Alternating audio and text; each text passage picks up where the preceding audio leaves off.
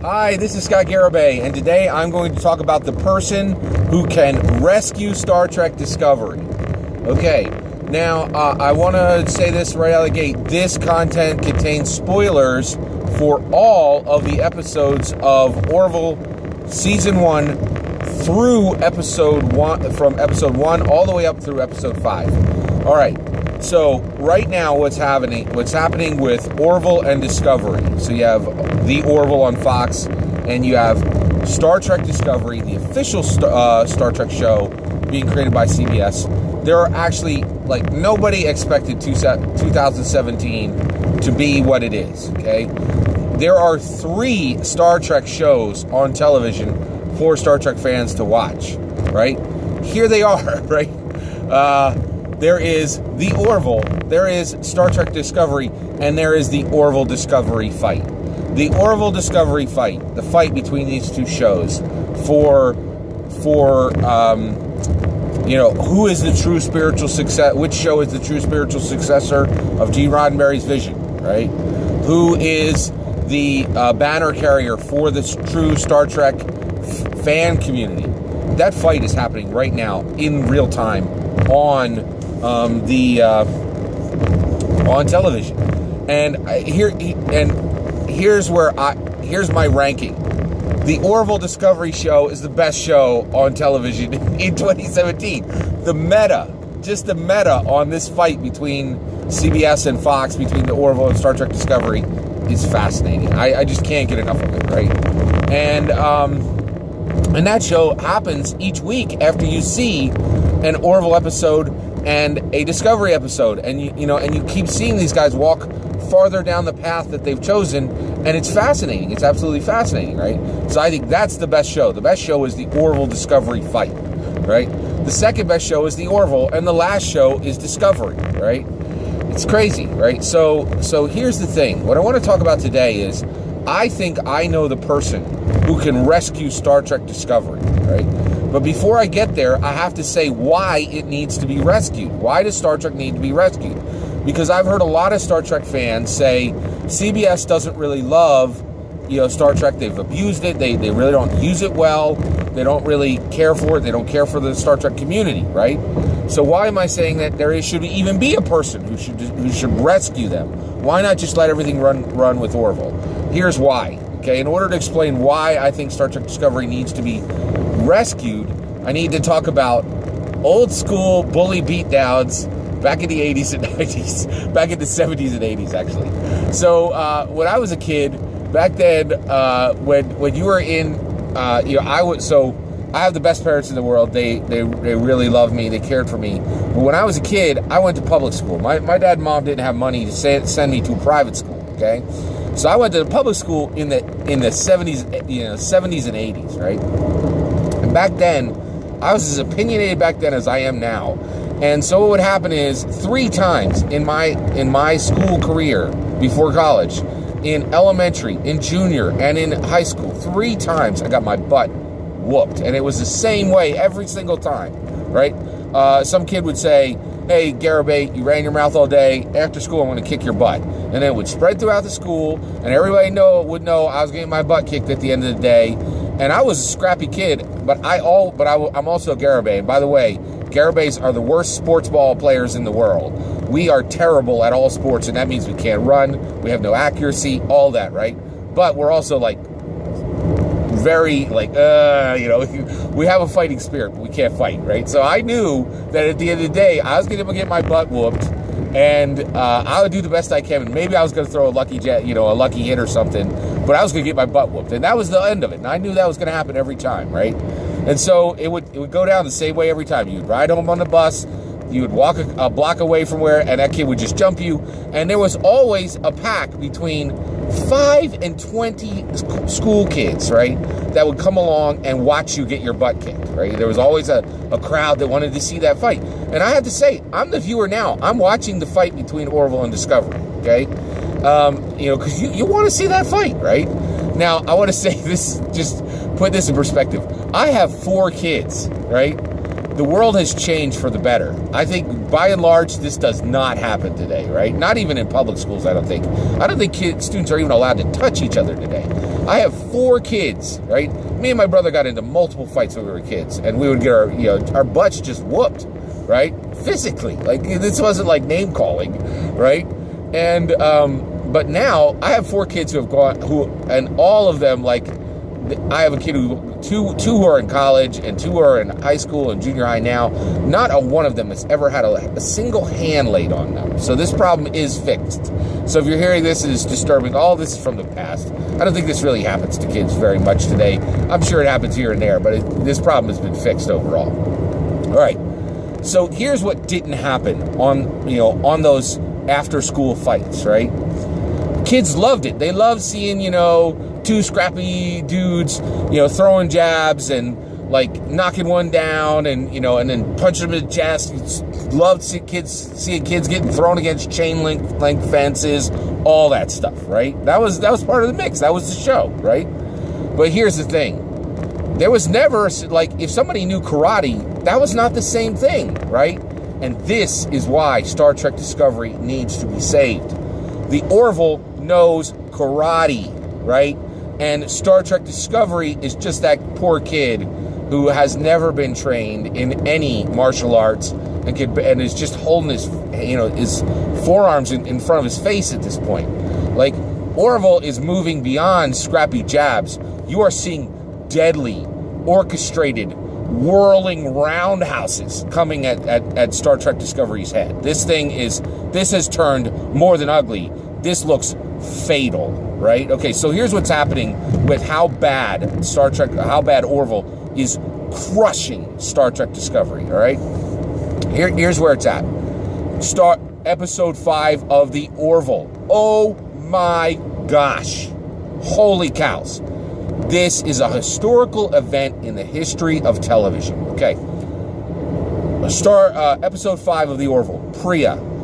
First thing that happens, like, Charlize Theron, a 7-figure movie star, walks on the screen. Episode 4, you already had Qui-Gon Jinn, you had Liam Neeson. There are movie stars showing up left and right on the Orville, right? Charlize Theron's performance in episode 5, it was like mind-boggling. I didn't even know what I was seeing on screen, right? She could barely fit on the screen, right? She's such a huge movie actress. You're like, why is she on my Orville show? This is breaking my reality. She's so good. The show is so good. This is amazing, right? Charlize Theron was absolutely amazing on Orville episode 5, Priya, right? It's fantastic, right? But that wasn't even the best part of the show. The best part of the show was helmsman Gordon Malloy goes to Science Officer Isaac, who's a robot, and puts potato head parts on his face. So, Mr. Potato Head. So, in the show, Gordon does a practical joke on the Science Officer Isaac, who's a robot, and puts Mr. Potato Head eyes and mouth and nose on him. Everybody on the bridge laughs, and Isaac goes, I don't understand. What are practical jokes? Help me understand human humor. And, and Gordon's like, I just got you, dude. Now you got to get me back, right? Well, oh my gosh. Gordon, so Isaac goes to Gordon like a day or two later, and while he's sleeping, anesthetizes him and cuts off his leg. This was the heart of episode 5. The fact that Charlize Theron, Imperator Furiosa, was a side note in episode 5. Orville is so far ahead of Discovery, it's not even funny. Like, it's delivered everything every Star Trek fan ever wanted. It's crazy. Like, Orville has surpassed Next Generation. Like, it's bonkers how good Orville is. So let me explain why. So at this point, Gordon hobbles onto the bridge and goes, my human leg is gone. And when I saw this, I was like, what am I seeing right now, right? In order to get this joke, you had to understand Seth MacFarlane. You had to understand the Orville. Gordon and Isaac are established Orville characters. You had to understand Star Trek. This was only funny when you realized that in Star Trek, you could cut off a human leg carefully and you could just replace it easily. It's not a big deal, right? So this is actually funny. But this was like body horror humor in a Star Trek show, which that that's the point where I was like, oh my gosh, I knew Orville was good, but Orville is using Gene Roddenberry's like dream and what he established as a launching pad, and launching and honoring it, and then launching way past it. I think Orville is a whole bunch of things. I think it's the best Star Trek show that's ever been made. That one joke told me that's it. It's all over, man. The Orville is the best Star Trek show ever made, bar none. Period. Done. End of sentence. Okay. Next, Orville is incredibly important to America as a whole because it has announced with a clanging gong that brand masquerade is one of the most deadly things that has ever hit Hollywood. The Orville, you can do what is being done now with the Orville, with Star Wars, with Harry Potter, with every, with the Hunger Games, with every major brand franchise. You could do it with the Marvel Universe. You could do it with the DC Universe. This is a threat to American entertainment at a base level. The Orville is so good that it is proving that brand masquerade can kill your intellectual property and allow someone who has shown more love for that intellectual property than the owner of the intellectual property. Orville has shown that there is a major threat to American entertainment at the base level, right? Now, I don't think Seth MacFarlane did that. I think what he did was he tried to make a good Star Trek show, right? But he hit a moment in time and he overshot his mark with excellence. Man, this is such a weird world. I never in my life thought I would be saying that Seth MacFarlane overshot his mark with excellence. I really underestimated Seth MacFarlane. I was not a fan of Family Guy, did not like that show, not my type of humor, not my type of content. But I will tell you right now, Seth MacFarlane is an absolute genius, right? And what he's done with Orville goes beyond the Star Trek fan community. It goes beyond the Star Trek intellectual property. It is a threat to American entertainment at the base level, because brand masquerade is now being announced as a major alternative for every single intellectual property out there, if you do it right. If you do it right. Now, everybody in Hollywood, you guys can relax, right?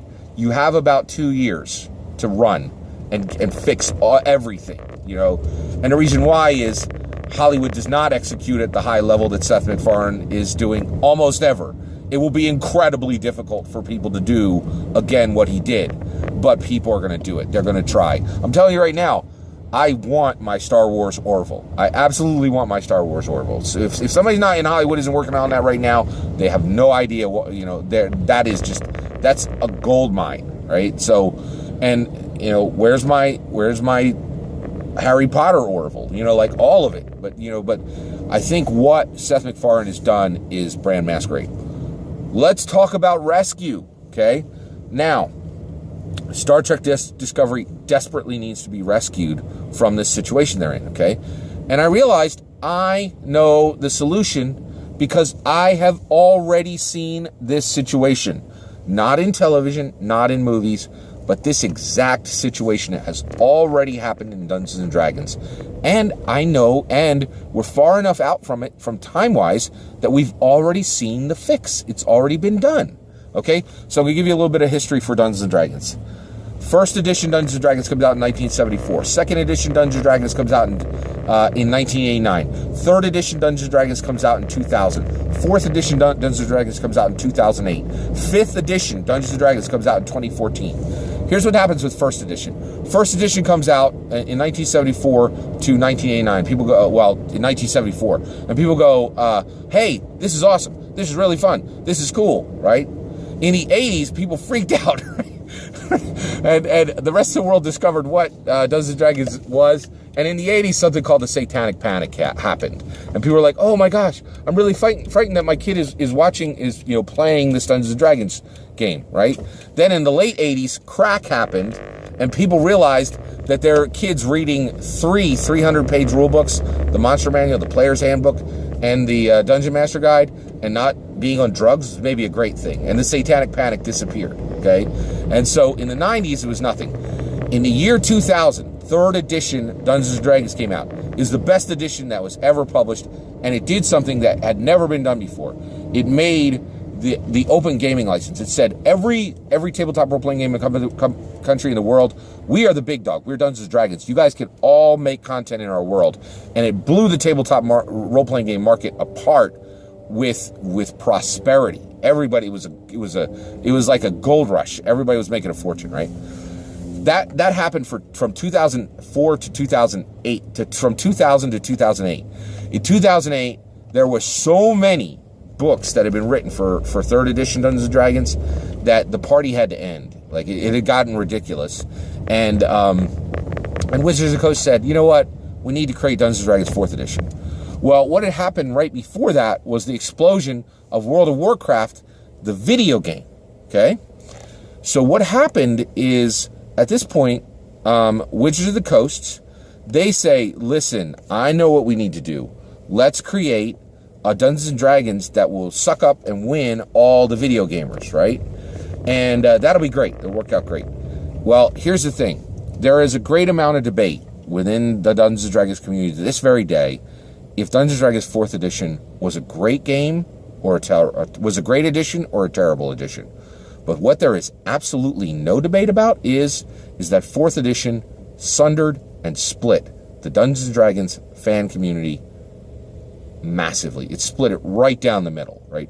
It fractured it, right? It created factions, large factions within the Dungeons & Dragons fan community. People who hated it, 4th edition, people who loved it, right? And the love part, I think, was pretty small. I think maybe 20, 30%, and 70% either walked away from the game or actively were downing the game, right? And it was a very bad time for Dungeons & Dragons. So that was between 2008 and 2014, okay? Now, 4th edition was so bad, okay? It was hated. I think it was a good edition, okay? And I think the same thing is happening here with Discovery. I think Discovery is probably a good show, right? And you could debate whether Star Trek Discovery is a good show or not. But what you cannot debate is it really has created a schism in the Star Trek fan community.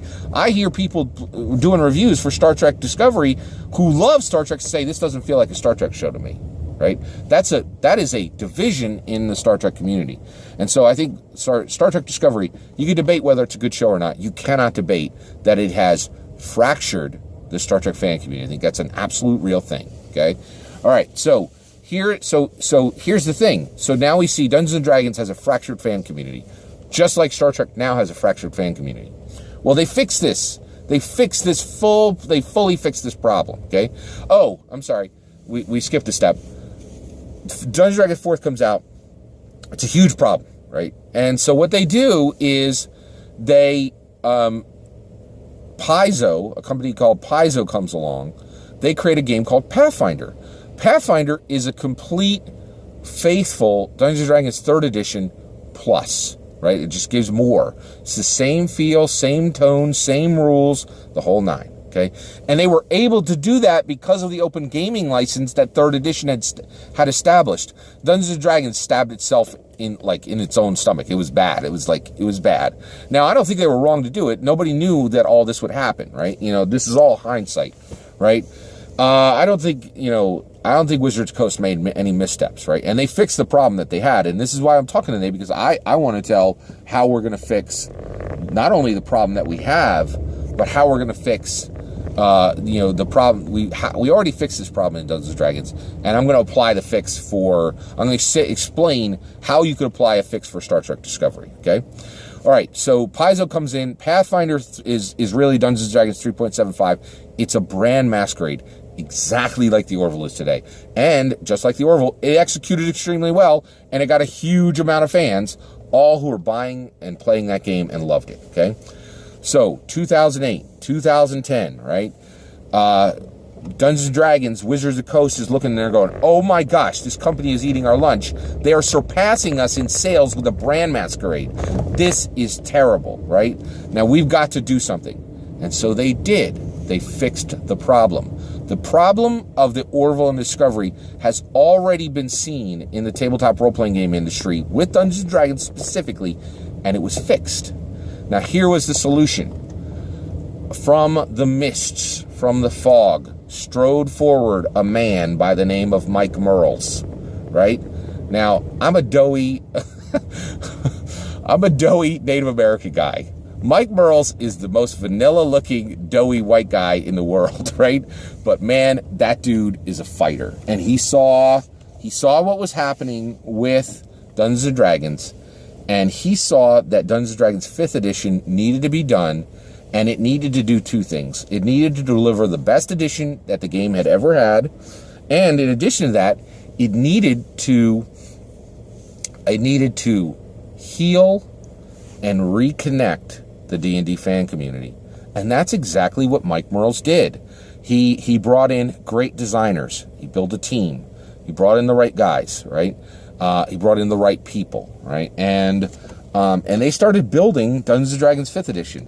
But then he turned to the fan community and said, we are not going to build this on our own. We're going to build it with you. And for 2 years, they did a play test of Dungeons & Dragons 5th edition, sending it out to the Dungeons & Dragons fan community and saying, what do you think of this? What do you think of this? What do you think of this? Taking their ideas, molding them back into the product, resending it out. And Mike Mearls carefully crafted Dungeons & Dragons 5th edition, and at the same time used a healing balm on the D&D fan community. He did two things. He delivered the best edition that had ever been created of the game, and he healed the D&D fan community. Mike Mearls is the solution. That literal guy is the solution to the Star Trek Discovery. So here's what you do.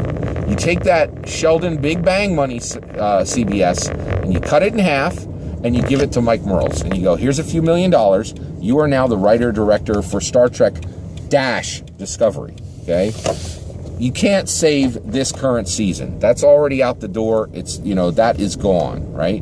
But what you can do is you could say, Mike Mearls, we're going to do something that's never been done in television before. We want you to do with Star Trek Discovery Season 2, essentially, what you have done with the Dungeons & Dragons fan community. We want you to both heal, we want you to fix our product, and we want you to, so we need you to fix our product, and we need you to heal our fan community.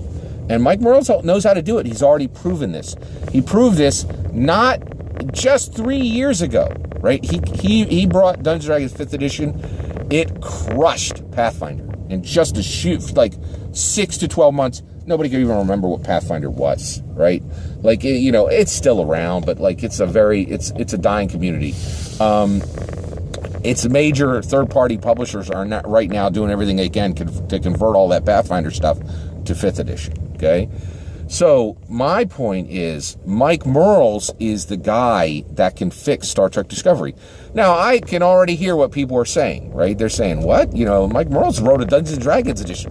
What on earth does he know about Star Trek, or about making a show, or writing television, or being a director, right? The reality is he doesn't know any of those things, right? But the reality is people could teach it to him, right? And what he knows is he knows how to crush and slay a brand masquerade. He's already done it, right? And in addition to that, he knows how to heal a fan community. And that's exactly what CBS needs right now. And why am I saying you should go get this? Well, J.J. Abrams, right? J.J. Abrams did his thing with Star Trek. And when Star Wars saw the job that he did, they said, you know what, let's not take a risk. Let's get a guy who's already done this, right? So the problem that CBS has with Star Trek Discovery is a major problem. It's a terrible problem to have. But it's already been solved in a different industry, right? So just go get that guy, surround him with the people who have the skills that are needed to do the technical tasks, right? And let him deal with the overall real problem, which is a fractured community, right? And then also, you know how he's going to build Dungeons & Dragons Star Trek Discovery Season 2, which, by the way, will not be a sequel, I think. What he'll do is he'll play test it, right? He will create the first three, I think he should create the first three